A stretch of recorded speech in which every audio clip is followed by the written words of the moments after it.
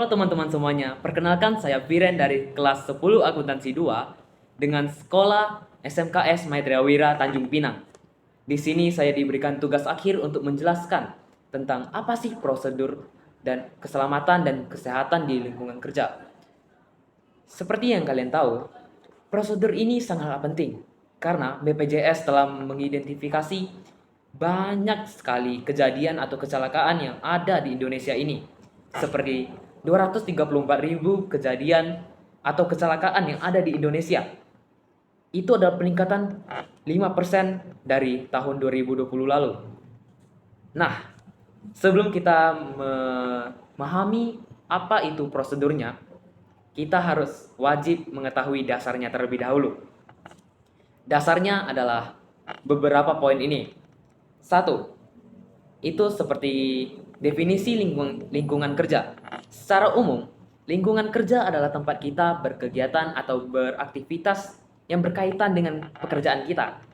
Seperti kantor, lab, tempat kita bekerja. Lingkungan dibagi menjadi dua, seperti lingkungan fisik dan lingkungan non-fisik. Lingkungan fisik itu terdiri dari beberapa bagian. Itu seperti area tempat kita bekerja, gedung, atau tempat kita bekerja sekarang. Mau dimanapun itu itu tetap lingkungan fisik. Yang kedua, lingkungan non-fisik. Lingkungan non-fisik adalah hubungan kita antar karyawan atau pekerja, seperti hubungan kita dengan bos, dengan manajer, atau dengan bawahan kita. Nah, lingkungan kerja sudah cukup jelas, maka kita lanjut ke kecelakaan kerja. Kecelakaan secara harfiah diartikan sebagai suatu kejadian yang tidak bisa dikendalikan oleh orang-orang karena adanya potensi bahaya yang dikeluarkan atau yang diterima. Seperti kerugian yang diterima oleh pekerja-pekerja itu seperti kehilangan waktu, adanya penyembuhan dengan waktu yang lama sehingga tidak bisa bekerja, ataupun trauma yang ditimbulkan oleh kecelakaan tersebut. Nah, ada beberapa faktor yang menyebabkan kecelakaan ini, seperti adanya unsafe condition dan unsafe action. Unsafe condition adalah kondisi di mana adanya manajemen yang buruk di perusahaan kita. Dan unsafe action adalah tindakan atau suatu perilaku yang tidak sesuai dengan standar kerja kita. Nah, ada juga faktor-faktor lain seperti faktor teknis. Faktor teknis itu bisa berupa seperti area tempat kita bekerja atau kondisi peralatan. Nah, ada juga kalau jika ada faktor teknis, pasti ada juga faktor non teknis. Nah, faktor non teknis di sini bisa disimpulkan sebagai ketidaktahuan kita atau kemampuan kita yang kurang, atau bahkan pengalaman kita yang masih belum cukup untuk bekerja di sana. Nah, kita akan membahas tentang keselamatan dan kesehatan di lingkungan kerja. Tapi apa sih keselamatan kerja? Keselamatan kerja bisa diartikan sebagai suatu kondisi di mana kita tidak merasakan kerugian apapun ketika melakukan aktivitas-aktivitas kerja. Sedangkan kesehatan kerja ialah kondisi karyawan atau pekerja di mana menandakan bahwa dia mempunyai kondisi yang fisik yang bugar atau subur. Nah, fungsi atau manfaat dari keselamatan dan kesehatan kerja ini adalah untuk mencegah agar kita tidak terkena kecelakaan atau terhindar dari kecelakaan-kecelakaan yang tidak kita mau. Ya pastinya semua kecelakaan tidak kita mau terima atau mau kita hindari. Selanjutnya ada poin bahwa ada metode yang bisa dilakukan untuk mengidentifikasi sebuah tempat kerja atau pekerjaan yang ingin kita tekuni, seperti job safety analysis atau yang biasa disebut identifikasi atau analisa terhadap pekerjaan atau keamanan pekerjaan tersebut. Ya, manfaatnya lagi-lagi sama, untuk mencegah kecelakaan dan mencegah ketidaktahuan atau bahkan untuk mengetahui resiko-resiko yang bisa kita terima dalam bekerja di suatu perusahaan tersebut atau melaksanakan suatu prosedur pekerjaan di tempat tersebut. Mari kita lanjut ke poin berikutnya. Kita tadi telah membahas tentang keselamatan, kesehatan, lingkungan, dan bahkan kecelakaan. Tapi kita harus tahu juga, ada potensi bahaya kerja. Potensi bahaya kerja ini dibagi menjadi 4. Seperti potensi bahaya kerja A, itu adalah potensi bahaya kerja yang berkaitan dengan cedera serius, sangat-sangat serius. Entah itu berhubungan dengan zat-zat kimia, menghirup zat kimia, mengonsumsi zat kimia, atau bersentuhan langsung.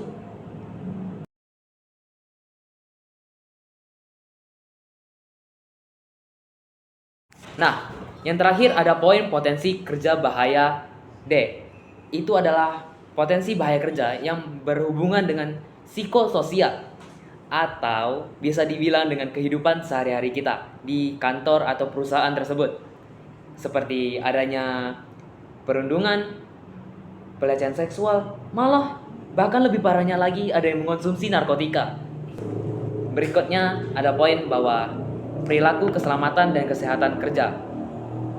Tapi apa sih perilaku itu? Perilaku keselamatan dan kesehatan kerja tersebut adalah perilaku atau tindakan yang mendukung aktivitas-aktivitas keselamatan dan kesehatan kerja.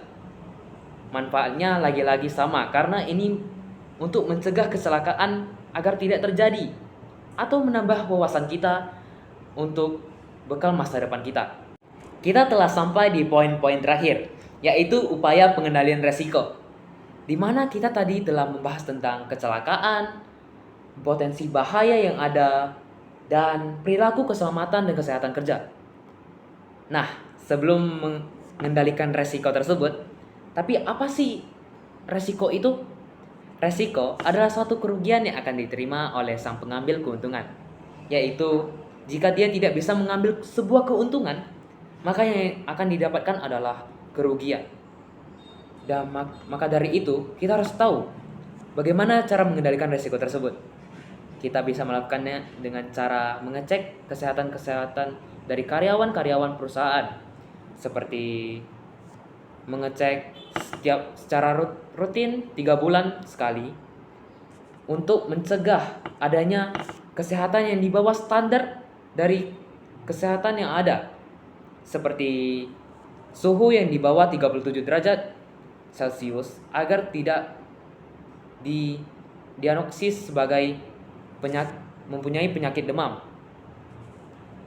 Kita juga bisa menghindari resiko-resiko tersebut dengan cara memakai APD. Apakah kalian tahu apa itu istilah APD?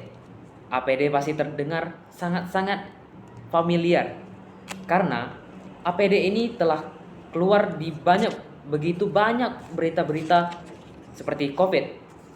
Karena sebelumnya, di tahun-tahun sebelumnya kita telah dilanda oleh wabah yang disebut COVID, itu pasti memerlukan APD dalam proses penyembuhannya maupun proses untuk mengendalikannya. Nah, APD yang saya maksud kali ini mungkin berupa sebuah helm yang biasa dipakai untuk pekerjaan konstruksi, untuk membangun sebuah gedung dan mencegah adanya benturan keras yang terkena kepala kita secara langsung. Dan masker yang biasa dipakai itu juga merupakan alat pelindung diri untuk menghindari adanya infeksi saluran pernapasan yang disebabkan suatu penyakit. Nah, yang terakhir kita bisa menggunakan rambu-rambu keselamatan kerja. Di sini banyak sekali contoh-contohnya.